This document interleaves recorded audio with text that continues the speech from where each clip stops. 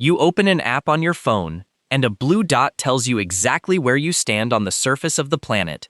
You don't think about it. You just follow the line.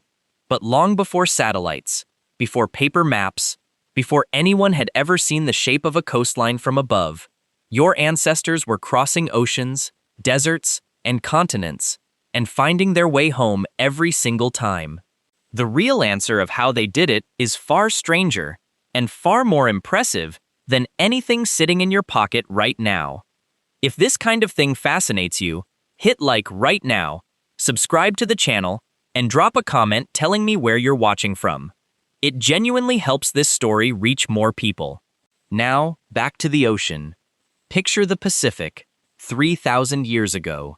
No compass, no coordinates, just water in every direction, further than you can imagine.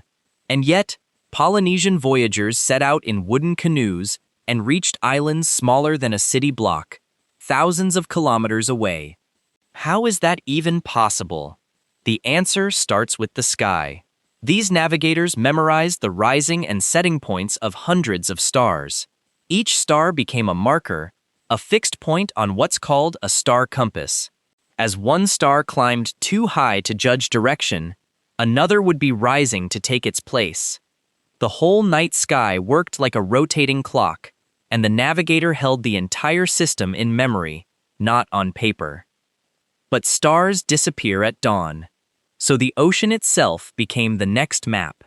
Swells move across the Pacific in consistent patterns, shaped by distant winds blowing thousands of kilometers away. A trained navigator could lie down in the hull of a canoe and feel the rhythm of the swells through his own body, sensing subtle changes in direction long before his eyes could see anything at all. Researcher and sailor David Lewis spent years documenting these techniques in the 20th century, and he described navigators who could detect a change in swell pattern so faint that modern instruments struggled to register it. Even the color of the water carried information. Reflections of unseen islands appeared on the underside of clouds. Birds flying home at dusk pointed toward land no human eye could see yet.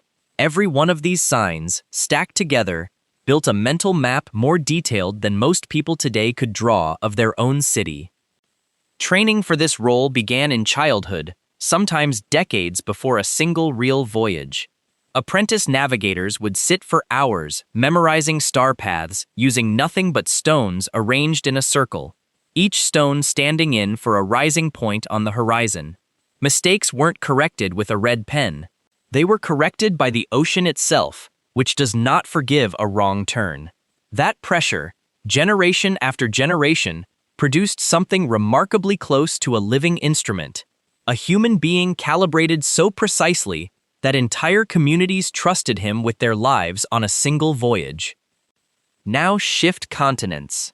Picture the deserts of Australia. Here, the map wasn't written on paper either. It was sung. Aboriginal Australian communities developed what are known as song lines, pathways across the land, encoded into songs, stories, and ceremonies. Each verse corresponded to a landmark, a waterhole, a rock formation, a bend in a dry riverbed. Walking the songline while singing it in the correct order would guide a traveler across hundreds of kilometers of land that, to an outsider, looked identical in every direction. Cognitive scientist Lynn Kelly has studied these systems extensively and argues that songlines functioned as some of the most sophisticated memory technology ever developed by humans, centuries before writing existed in that region at all. Think about what that means. The land itself became a physical version of memory. Every rock had a story attached to it, and every story held a direction.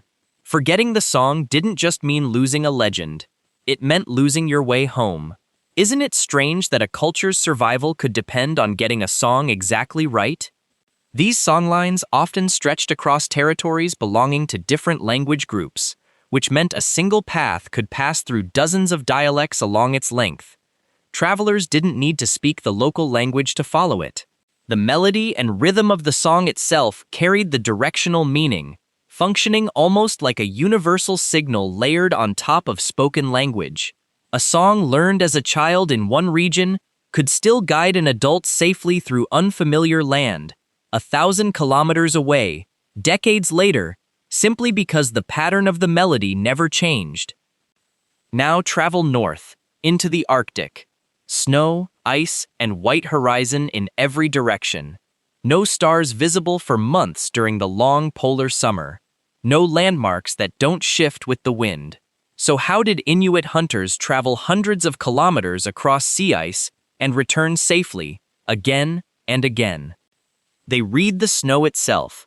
Wind consistently blows from certain directions across the Arctic, and it sculpts the snow into ridges called sastrugi. An experienced traveler could run a hand across these ridges, even in complete darkness, and determine direction purely by touch. Anthropologist Claudio Aporta documented Inuit elders navigating vast, featureless stretches of ice, using nothing but wind-carved snow patterns and a deep memory of the land beneath it, passed down orally across generations. Sound played a role too. Experienced travelers listened to the pitch of snow crunching beneath their sled runners, which changes depending on density and moisture, offering clues about ice thickness and safety ahead. Combine that with memorized routes tied to place names describing the character of the land itself rather than arbitrary labels, and you get a navigation system built entirely from lived sensory experience. Nothing was abstract. Every clue came from a direct relationship with the land, built over an entire lifetime of walking it. Notice a pattern forming here. In every one of these cultures, on opposite sides of the planet, with no contact with each other, humans arrived at the same underlying strategy. Turn the environment itself into information. The stars, the swells, the songs, the snow. None of it was random. All of it was data, and the human mind was the processor. Here's where it gets stranger still. Some researchers believe humans may carry a faint biological sense of direction, similar to the magnetic sense found in birds and sea turtles. This ability is called magnetoreception, essentially the potential to detect Earth's magnetic field. Studies on this in humans remain limited and debated, but experiments led by geophysicist Joseph Kirschvink recorded measurable brainwave changes in test subjects exposed to shifting magnetic fields, even when the subjects reported no conscious awareness of any change at all. If that's real, it means part of your brain might still be quietly tracking magnetic north, right now, without ever telling you. Birds and turtles rely on this ability to travel across entire continents and oceans without ever getting lost, guided by microscopic mineral structures believed to sense magnetic fields directly. If humans carry a faint trace of that same wiring, buried deep beneath conscious thought, it would suggest that the instinct to navigate was never something ancient humans invented from scratch. It may be something far older, something inherited, that culture and tradition simply learned to sharpen and put to use. So why does any of this matter today, when you have GPS in every pocket? Because something appears to be disappearing. Researchers studying modern navigation habits have found that heavy reliance on turn-by-turn directions is linked to reduced activity in the hippocampus, the brain region responsible for spatial memory and mental mapping. The very same mental muscle that once let a Polynesian navigator hold an entire ocean's worth of stars in his head is the muscle most of us now barely use. You follow a blue dot instead of building a map inside your own mind. That doesn't mean technology is the enemy. It means something has quietly been outsourced. For most of human history, finding your way wasn't a task you handed off. It was a skill you built, layer by layer, sign by sign, story by story, until the world itself became legible to you. Consider how different that is from the way most people move through the world today. A screen tells you when to turn, and you obey without asking why. There's no need to notice the slope of the road, the direction of the wind, or the position of the sun overhead. The environment stops speaking to you, not because it went silent, but because you stopped listening. Every ancient navigation system depended on one simple habit that modern life has quietly trained out of most of us: paying close, continuous attention to the world you're actually standing in. Think about the last time you truly paid attention to your surroundings without a screen guiding you. The direction of the sun, the slope of a street, a building you used as a landmark without even realizing you were doing it.